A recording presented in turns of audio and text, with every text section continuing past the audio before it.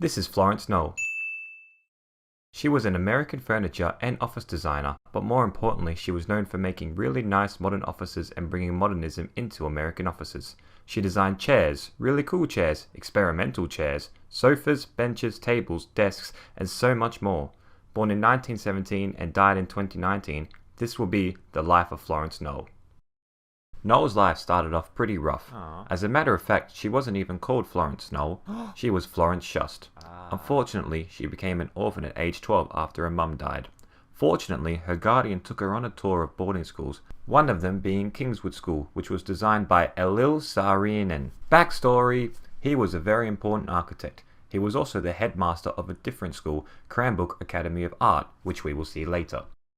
At Kingswood, Shust developed an interest in architecture and caught Saarinen's attention. Soon they became friends. Really close friends. They were almost family.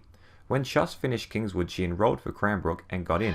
Here she learned a lot of information about modern design and architecture. She met leading architects such as Alvar Aalto, Walter Gropius, and Ludwig Mies van der Rohe. Here she would also find to begin her career. In 1941, Florence Shust moved to New York City aiming for architecture work. Introducing Hans Knoll. Hans was the third generation of a furniture manufacturing family based in Stuttgart, Germany, but he moved from Europe to New York because the war was about to happen. Hans began to start his own furniture company. He called it Hans G. Knoll Associates, and his aim was to bring European modernism to the United States. Hans was working on government contract work for the war. This is where Florence and Hans met. Soon Florence started working for Hans G. Knoll Associates. Soon Florence got a promotion for Hans G. Knoll Associates, and soon she started working full-time. Her role was to refocus and make a new direction for Hans Knoll's furniture portfolio, and finally taking on the role of the Director of Design. She was now a business partner. In 1946, Hans and Shust married each other, and Florence Shust became Florence Knoll, and Hans G. Knoll Associates simply became Knoll Associates. Florence Knoll was on a roll, designing mostly chairs.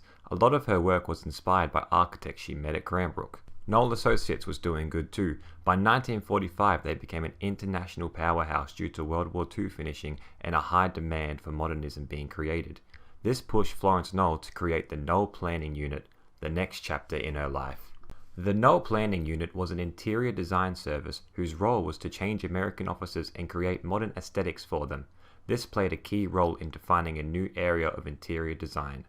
Knoll combined arranging furniture to show off the design and demonstrate how to use space with rich textures and vivid colors, showcasing a recognizable look that viewers and clients would call the Knoll look. Knoll's plan was to innovate interior offices and make the offices more functional to meet the clients' needs, while also being decorative and good to look at. The unit managed to design over 70 offices, including companies such as Heinz, IBM, Look Magazine, and CBS. Did you know Florence Knoll invented the idea of fabric swatch sampling? If you don't know what that is, it's simply stapling small pieces of fabric to a piece of cardboard to show in client presentations to display what type of fabric certain pieces of furniture can come in.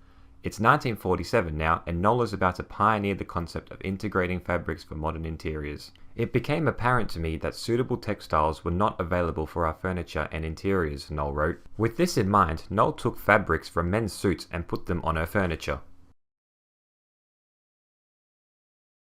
This became very big and celebrated at Knoll Associates that they had to open up a showroom on East 65th Street to showcase all the fabrics and new styles Florence Knoll was making. This became Knoll Textiles. Using texture, color, and collaborating with other designers such as Edza Haratzi, Sven Marilius, and Annie Albers, Knoll was able to create hundreds of new fabrics and patterns which could be used on furniture. She says, "True colors, interesting textures, and serviceability are the three qualities that have distinguished the Knoll Textile collection from the beginning."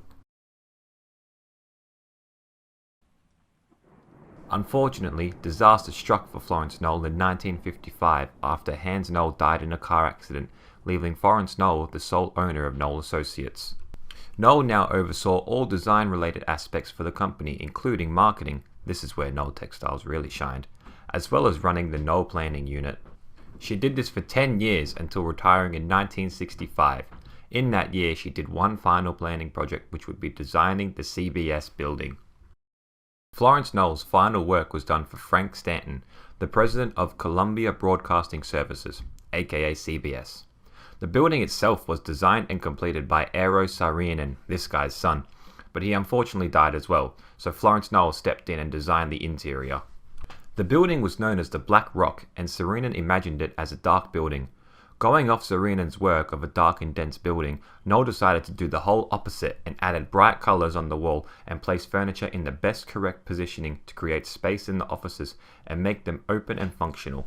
She used furniture such as Ludwig Mies van der Rohe's Bruno chair, Barcelona chair, and Charles Pollock's armchair as a welcoming complement for modernism. A lot of people ask Florence Knoll, is she a furniture designer? Knoll once said, "I am not. I never really sat down and designed furniture. I designed the fill-in pieces that no one else was doing. Organizing and laying out workspaces is just as important as designing the furniture that was used." Florence Knoll was a leader for modernism for America during some of the roughest periods of all time, including the Great Depression and World War II. Changing the way we see offices, adding life to them while also making them functional, experimenting with different types of textures and adding new textures to furniture. This was all Florence Knoll's impact, and you could see how different it was and how it was the next step into the future during the 1940s. Florence Knoll has received a number of awards such as the Museum of Modern Art's Good Design Award. She became the first woman to receive the Gold Medal for Industrial Design from the American Institute of Architects, and in 2002 she was presented with the National Medal of Arts, which is America's highest award for artistic excellence from President George W. Bush. Knoll is known for creating the modern look and feel of America's post-war corporate offices. Sadly, on the 25th of January 2019, Florence Knoll passed away. Her legacy lives on, however, as Knoll Associates has doubled in employers and is still making her furniture today on the official Knoll website, knoll.com.